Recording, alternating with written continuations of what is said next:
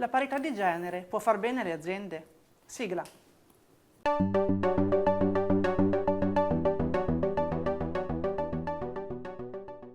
Bentornate e bentornati a Pari o Dispari. Oggi diamo il benvenuto a Paolo Gubitta, professore ordinario di organizzazione aziendale all'Università di Padova e direttore scientifico dell'area imprenditorialità di QO Business School e profondo conoscitore del tessuto imprenditoriale del Nord-Est. Benvenuto. Grazie per l'invito. Iniziamo con il servizio della direttrice di Ultima Ora Live, Gaia Zuccolotto. Innovazione, sostenibilità, capacità di affrontare i cambiamenti. Sempre più spesso questi elementi vengono messi in relazione anche con la composizione dei vertici aziendali. Studi dell'Istituto Europeo per l'Uguaglianza di Genere e analisi della Banca d'Italia dimostrerebbero infatti che una maggiore presenza femminile negli organi di governance può migliorare la qualità dei processi decisionali e rafforzare la capacità delle imprese di innovare. In Italia però la presenza femminile nei ruoli decisionali resta ancora limitata. Secondo il rapporto di Manager Italia basato su dati INPS, le donne rappresentano solo il 21,9% dei dirigenti e in Veneto la quota scende ulteriormente a circa il 16%. Ma accanto a questo tema, cresce l'attenzione verso modelli di governance più inclusivi. In Italia si stanno diffondendo le società benefit, imprese che integrano obiettivi economici con finalità sociali e ambientali. Un segnale di come sempre più aziende stiano ripensando il modo di fare impresa e di prendere decisioni strategiche. Nel frattempo, l'Europa interviene sul fronte della parità retributiva.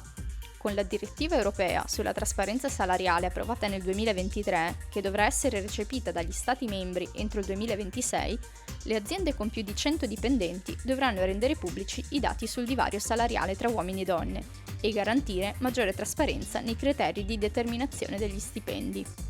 L'obiettivo è trasformare il principio dell'equal pay in un sistema concreto di trasparenza e responsabilità organizzativa. In questo contesto cresce anche l'imprenditorialità femminile.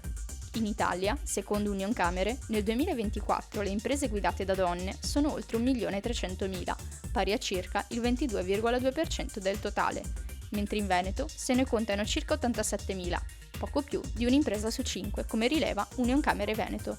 Un fenomeno che racconta come la presenza femminile nell'economia stia crescendo, ma che mostra anche quanto il tema della parità di genere resti centrale per il futuro delle imprese e dei loro modelli organizzativi. Professore, i dati ci dicono che le aziende con una leadership bilanciata performano meglio e che le società benefit dimostrano di avere un approccio al governo di impresa più evoluto e moderno e inclusivo. In passato lei ha dichiarato, leggo, se oggi non si cambiano modelli organizzativi e prassi di gestione che vadano verso la parità di genere, si perde di competitività. C'è dunque un legame stretto? Sì, ci sono delle ricerche che dimostrano che l'equilibrio di genere all'interno delle imprese genera più valore. Un paio di contesti con qualche dettaglio. La ricerca promossa dall'osservatorio AUB, AIDAF, Università Bocconi e Unicredit sulle imprese familiari dimostra che le imprese con consigli di amministrazione bilanciati sia per genere sia per età si associano a imprese che producono più valore. E questa è una prima ricerca realizzata in Italia che dimostra che questo è vero. Un'altra ha a che fare con le società benefit. Io faccio parte di un team a livello nazionale che sta studiando tutte le imprese che hanno deciso di diventare società benefit e quindi hanno scritto nei loro statuti che lavorano non solo per generare valore per gli azionisti, per i proprietari, ma anche per la società e il territorio. Ebbene, all'interno di queste imprese siamo andati a studiare le pratiche con le quali danno evidenza e concretezza ai loro intendimenti. Ebbene, è evidente, si dimostra che una parte rilevante delle pratiche manageriali, della gestione ordinaria, è orientata a mettere maschi e femmine alla pari ai nastri di partenza. E questo è il miglior modo per creare equilibrio ed equità. Non corsie preferenziali per alcuni, ma nemmeno strettoie per una parte del mondo. Veniamo a una novità che è fresca fresca di quest'anno, la direttiva UE del 2023-970 che entra in vigore proprio nel 2026. Ecco, questa trasforma l'equal pay da principio a sistema. La direttiva rende di fatto azionabile il principio di parità retributiva attraverso diritti informativi, obblighi organizzativi di trasparenza e meccanismi di enforcement. Sarà una buona innovazione per il lavoro sia per chi lo presta sia per chi lo impiega? La direttiva 970 del 2023, direttiva europea, che diventerà operativa nel nostro paese, in Italia, il 7 giugno 2026, secondo me è un ottimo strumento per generare un cambiamento irreversibile e positivo, un po' come lo è stata la legge Golfo-Mosca più di 10 anni fa, quando ha creato le quote per i consigli di amministrazione, perché è importante non solo per le donne, ma più in generale per tutte le persone che lavorano. Perché questa direttiva, lasciando sullo sfondo alcuni elementi di soglie dimensionali che spiegano perché alcune aziende lo devono applicare subito, perché altre lo applicheranno in futuro e perché altre ancora sono esonerate, ma che cosa ci dice in 3-4 punti? Beh, ci dice che è un diritto delle persone lavorare all'interno di organizzazioni nelle quali la differenza di retribuzione all'interno di un gruppo di persone che fa il tuo stesso mestiere o che ha il tuo stesso livello contrattuale, il differenziale retributivo tra lei che è donna e me che sono maschio, a parità di altre condizioni e quindi a parità di competenze e di prestazione, non può superare il 5%. Se supera il 5%, è suo diritto chiedere al datore di lavoro perché lei prende meno del 5% rispetto a me, a parità di altre condizioni. E l'azienda deve rispondere entro certi tempi, spiegando a lei e implicitamente anche a me perché risponde a buona gestione e, se vogliamo, anche a un sano principio di equità sociale, che io abbia una retribuzione più elevata. Questo, a scanso di equivoci, non vuol dire che torniamo a un periodo nel quale dobbiamo tutti avere lo stesso stipendio. Nulla di più sbagliato. Se c'è qualche persona che la pensa in questo modo, è questa persona che pensa sbagliato, non la direttiva. La direttiva genera le condizioni per un mondo più equo, per un mondo del lavoro più equo e, visto che io frequento tutti i giorni ventenni, maschi e femmine, che si avvicinano al mondo del lavoro, noi all'università non educhiamo, ma formiamo le persone a pensare che l'equilibrio di genere e più in generale l'equità nel trattamento delle persone è una cosa, è un'ambizione che è giusto avere, che è giusto pretendere dalle imprese e verosimilmente queste persone si sceglieranno il datore di lavoro che a parità di altre condizioni rende il luogo di lavoro più equilibrato, in una parola più giusta. Ecco, ci torneremo sulle nuove generazioni perché dopo assolutamente è molto in mano a loro tutto questo tema. Ma prima le chiedo, cosa risponde a chi sostiene che scegliere una donna solo perché donna sia un'offesa al talento? E come si distingue il privilegio dalla competenza in un processo di selezione? A una persona che dice questo, che quindi preferire una donna vuol dire offendere il talento femminile, solo perché è donna, solo perché è donna, inviterei questa persona a bere un caffè e durante questo momento conviviale proverei a dire a questa persona che è possibile che ci siano delle persone o delle imprese, delle organizzazioni in generale che adottano un comportamento, uno stile o un approccio al mercato del lavoro di questo tipo, così come ci sono ancora organizzazioni che assumono una persona con disabilità con l'unico obiettivo di assolvere a un adempimento. Esisteranno sempre queste organizzazioni.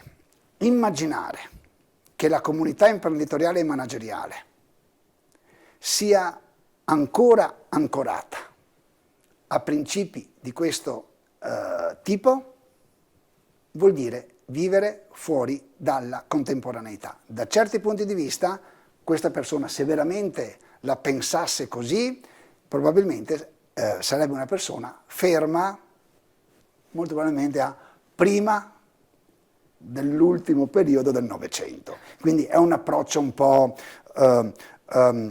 diciamo orientato, ispirato alla logica del conflitto, dove vale di più o fa più rumore un albero che cade che una foresta che cresce. Io penso che la foresta di organizzazioni attente all'equilibrio di genere stia rapidamente crescendo e anche nel nostro territorio, in alcune organizzazioni, la mia, ad esempio, il mondo accademico, è un mondo nel quale la parità di genere, anche in posizioni apicali, è diventata realtà e nella quale l'università, in generale, quelle venete che conosco meglio, in particolare la mia Padova, ancora più di vicino, è un'organizzazione nella quale la parità di genere si vive, si respira ogni giorno.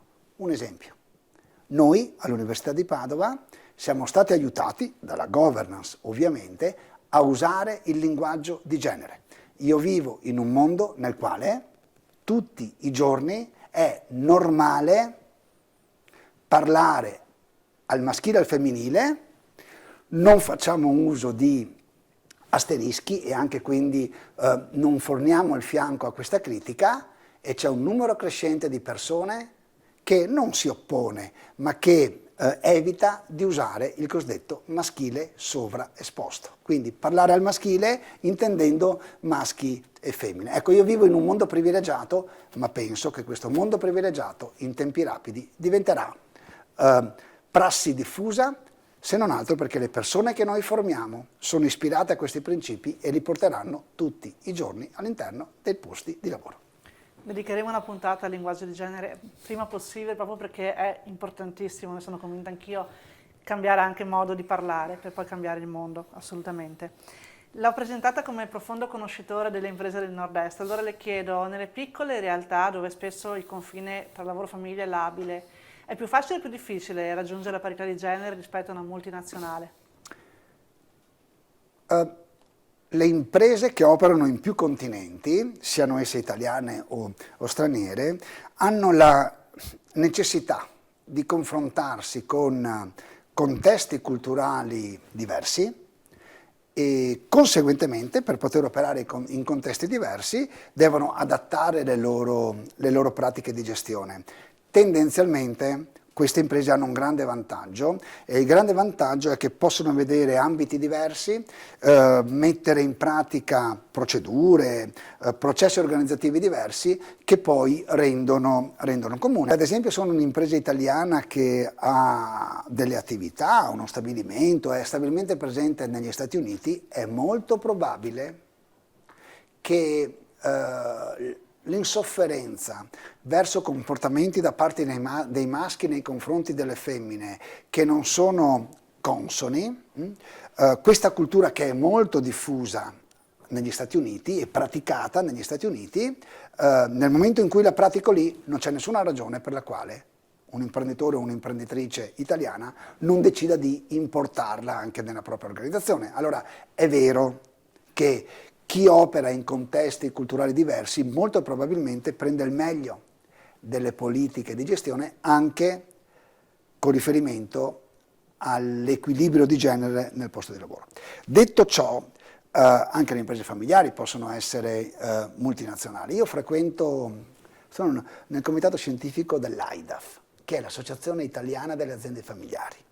Ora, all'interno dell'AIDAF, la leadership è al femminile. Cristina Bombassei, della famiglia proprietaria di Brembo, è la presidente. In AIDAF si respira la parità di genere nelle posizioni apicali, nella direzione dell'associazione, Giovanna Gregori, una manager, e nel comitato scientifico con me c'è Alessia Mosca, la già parlamentare italiana, che assieme alla parlamentare Golfo firmò la famosa legge Golfo-Mosca, che ha cambiato in meglio la composizione per genere dei consigli di amministrazione. E allora, per chiudere sulla sua domanda, c'è un vantaggio o uno svantaggio delle imprese di proprietà familiare rispetto alle imprese multinazionali? La risposta è no.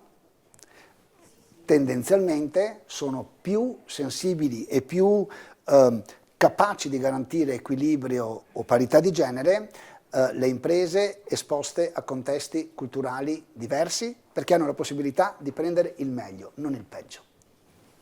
Una pausa per le nostre storie di ordinaria disparità, chiamiamo così questa rubrica. Raccogliamo per il momento storie di disparità, ma speriamo che col tempo siano sempre più storie di parità. Ve ne leggo una che è arrivata alla nostra mail, pariodispari@ultimaoralive.it. Quando mi hanno detto che avrei potuto lavorare da casa, ho pensato, finalmente potrò gestire meglio i tempi, eliminare il traffico e stare più vicino ai miei figli. Sembrava la soluzione perfetta, la realtà però è stata un'altra. Mi sono ritrovata a rispondere alle mail di lavoro mentre aiutavo mio figlio con i compiti o a partecipare a una call importante col microfono spento per non far sentire il rumore dei piatti della cena. Il confine tra l'essere una professionista e l'essere una madre si è polverizzato. Invece di avere più tempo, mi sono sentita reperibile 24 ore su 24. Il problema non è lo strumento, ma la cultura che c'è dietro. Se l'azienda si aspetta che io risponda a un messaggio su WhatsApp alle 9 di sera solo perché tanto sono a casa, non è smart working, è un sequestro di persona digitale. Mi è molto piaciuta questa espressione, devo dire. Mi sento come se dovessi dimostrare il doppio degli anni il doppio degli altri. Mi sento come se dovessi dimostrare il doppio degli altri per far capire che sto lavorando davvero, anche se non sono fisicamente in ufficio. Abbiamo confuso, e questa domanda la porgo al giro al mio ospite, la flessibilità con la disponibilità illimitata. E indovinate su chi ricade questo carico? Sempre sulle stesse spalle. Mi chiedo, lo smart working ci sta davvero liberando o ci sta solo chiudendo in una gabbia più comoda? Professore? Io penso che lo smart working sia una straordinaria opportunità per generare equilibrio, benessere e, se vogliamo, anche per inquinare meno. Va da sé che, come tutte le innovazioni, se usato in maniera impropria, genera quegli effetti negativi, quelle disfunzioni che lei ha citato, citando appunto l'esperienza che ha raccontato. Fare lo smart working non è una cosa da praticoni o praticone. E bisogna essere capaci di fare smart working, bisogna essere formati per fare lo smart working. Ad esempio, ci sono aziende che supportano le persone della propria azienda che lavorano in smart working, fornendo loro appunto un supporto, una consulenza, un aiuto per organizzare lo spazio di lavoro domestico.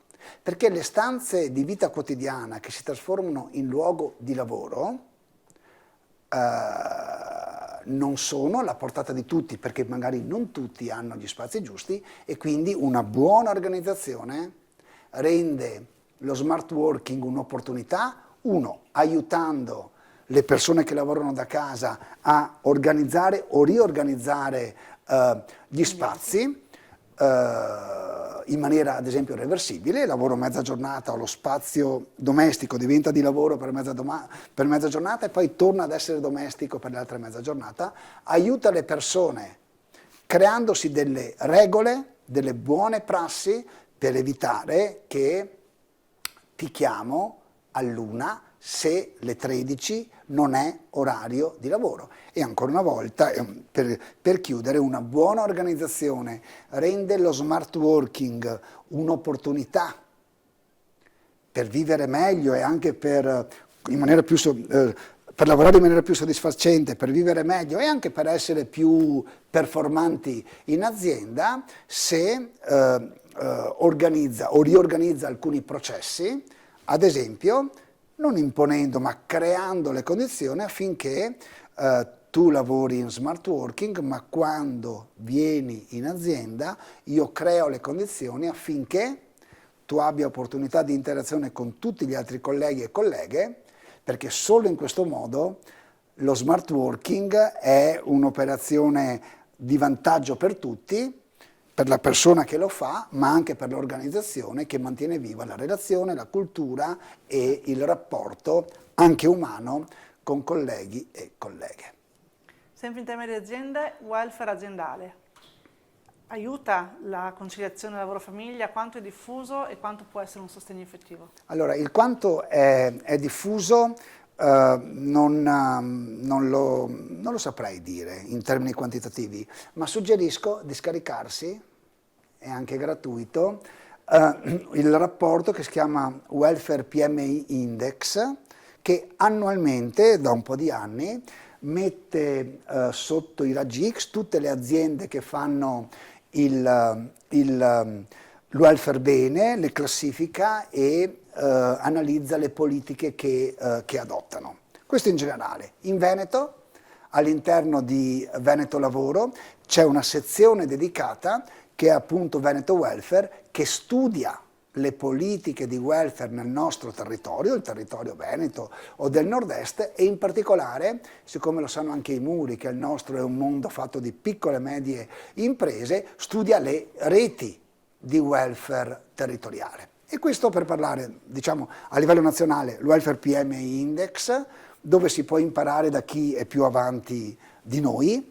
Veneto Lavoro con il progetto Veneto Welfare, che studia nel concreto nel nostro territorio le buone pratiche e le diffonde, e poi mi permetta di parlare di un'azienda. Siamo a Conegliano, anzi al confine tra Conegliano e Vittorio Veneto. L'azienda è la Irinox,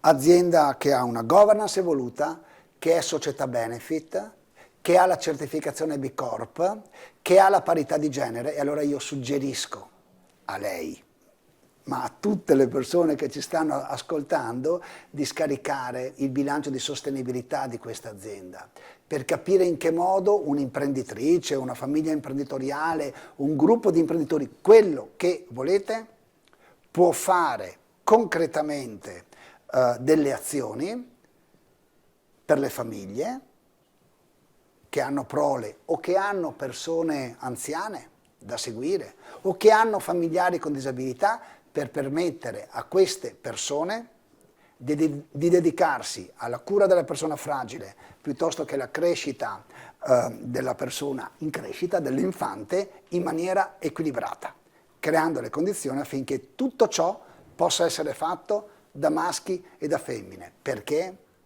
immaginare che la parità di genere si ottenga non con la recriminazione sociale, ma diciamo con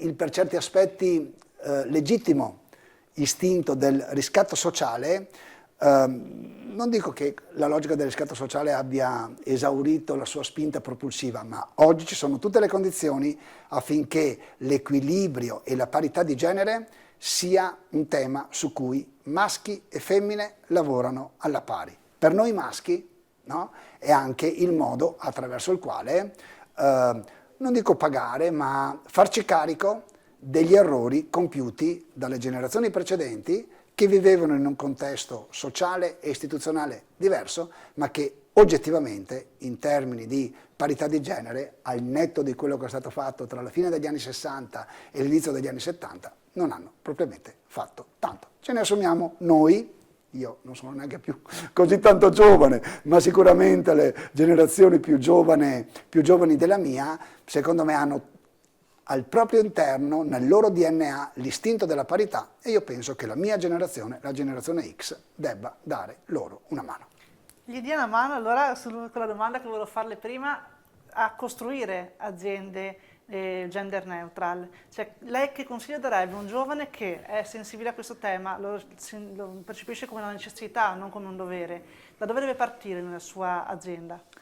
Per rendere operativa la parità di genere, se fossi un trentenne oggi, intanto se dovessi andare a lavorare presso un'altra azienda, mi sceglierei l'azienda che nei processi operativi crea tutte le condizioni per la parità di genere. Poi mi piacerebbe, se fossi donna, lavorare in un'azienda, ad esempio, che nel pacchetto di welfare prevede non solo i classici buoni acquisto, buoni pasto, piuttosto che palestre e quant'altro, ma ad esempio il social freezing. Ma lei sa che a Padova, qualche mese fa, è nata una start-up che si occupa di social freezing? No. Cosa fa? Dice, e alcune aziende lo stanno mettendo dentro il pacchetto welfare, che siccome io ho 1, 2, 1000, tante poche donne in carriera all'interno della mia azienda, è legittimo che queste persone possano giocarsela dal punto di vista della carriera, è altrettanto legittimo che possano pensare di farsi una famiglia e di voler avere dei figli. A queste persone io, azienda, posso pagare il congelamento degli ovuli, l'affitto per tenerli congelati, affinché queste persone, la tecnologia lo permette, possano diventare mamme, magari nell'età per loro desiderata, usando gli ovuli nell'età più fertile. Ecco, io vorrei lavorare in aziende di questo tipo, vorrei lavorare, se fossi donna, in aziende dove l'organizzazione degli orari tiene conto delle esigenze non solo delle femmine, di uomini e donne, e fa in modo che non ci siano dei vantaggi per un genere o per l'altro nell'organizzare gli orari in questo modo. Vorrei vivere in un'azienda, anche se fossi maschio, in un'azienda che accoglie la direttiva sulla pay transparency, sulla trasparenza retributiva, quella di cui abbiamo parlato prima, non come l'ennesima sovrastruttura imposta dall'Europa, ma come la giusta spinta per fare in modo che io maschio non mi senta un privilegiato all'interno di un'organizzazione, ma possa lavorare alla pari e me la possa giocare con te, no? Nella normale dialettica, nel normale funzionamento delle organizzazioni. Io penso che le generazioni oggi giovani, le generazioni dei ventenni, dei venticinquenni, questi principi facciano parte del loro DNA. Noi li abbiamo dovuto imparare, loro ce li hanno. Per concludere, l'ultima domanda la poniamo a tutti i nostri ospiti, quindi perché la parità di genere riguarda tutti e non riguarda solo le donne? Per due ragioni. La prima, perché al mondo esistono maschi e femmine e non c'è nessuna ragione per pensare che ci siano delle questioni di pertinenza maschile e di pertinenza femminile. E la seconda ragione è perché è giusto, è semplicemente giusto che maschi e femmine, uomini e donne condividano le gioie della convivenza, dell'interdipendenza, e si facciano carico insieme di superare le criticità, con un'unica avvertenza: l'equilibrio e quindi l'equità e quindi la parità non è puntuale ma è seriale. Cosa voglio dire?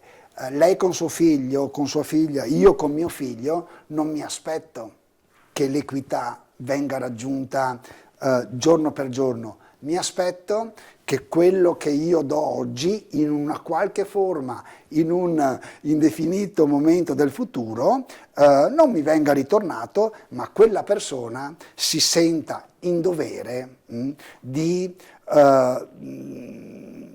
di rendere grazie oppure di avere un comportamento collaborativo ed equo nei confronti di persone che in un momento precedente hanno dato. Ecco, anche questo elemento, quindi temporale, l'idea che l'equità non è giorno per giorno, ma è nel corso del lavoro, ad esempio, di una relazione professionale, ecco, anche inserire questa idea nel dibattito fa bene all'equità, a maschi, a femmine e quindi alle nostre comunità.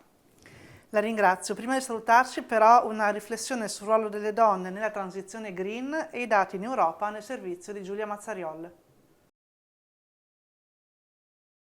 La transizione green non è solo una sfida ambientale, ma anche un'opportunità per promuovere una maggiore parità di genere. I settori legati all'energia rinnovabile, all'economia circolare e all'innovazione sostenibile stanno infatti creando nuove professioni, ma restano ampi i divari. Lo ha detto Monica Salvia, ricercatrice del CNR, il principale ente di ricerca italiano, in occasione del convegno Transizione Green verso una roadmap sostenibile, svoltosi lo scorso febbraio a cura dell'Ordine degli Ingegneri con il Rotary Club di Treviso e Europe Direct Venezia Veneto. Le sfide ambientali e climatiche mettono sempre più in evidenza la necessità di affrontare i temi complessi della mitigazione e l'adattamento ai cambiamenti climatici con competenze elevate nell'ambito della scienza, delle tecnologie e delle informazioni. Purtroppo i dati europei evidenziano una scarsa partecipazione delle professioniste donne a questo processo. In Europa sono soltanto il 22% le donne che svolgono un ruolo nell'ambito tecnologico. Un recente studio della McKinsey evidenzia che è diventata una necessità impellente per l'Unione Europea investire nelle donne affinché possano portare il loro contributo specializzato e importante nelle tematiche ambientali affinché l'Europa possa restare un continente competitivo sulle sfide tecnologiche dei prossimi anni. Le sfide ambientali e climatiche mettono in evidenza la necessità di affrontare i temi legati alla parità di genere anche nell'ambito tecnologico e scientifico, includendo le donne nei ruoli decisionali. Promuovere formazione, inclusione e leadership femminile è quindi essenziale per evitare che la transizione ecologica riproduca le disuguaglianze esistenti. Durante le presentazioni e le discussioni che si sono avute nella scuola superiore di Treviso si è anche evidenziata la necessità di avere un numero sempre crescente di donne che si affacciano ai temi della STEM, cioè delle materie scientifiche e tecnologiche, affinché l'Europa possa diventare sempre più competitiva con una forza lavoro maggiore e con sempre più elevate competenze delle materie scientifiche e tecnologiche ed informatiche. Quindi un invito alle ragazze ad intraprendere questa strada e a buttarsi con grande entusiasmo nelle sfide ambientali che caratterizzeranno il loro futuro e il nostro futuro. Ringrazio Paolo Gubitta, professore ordinario di organizzazione aziendale all'Università di Padova, per essere stato con noi.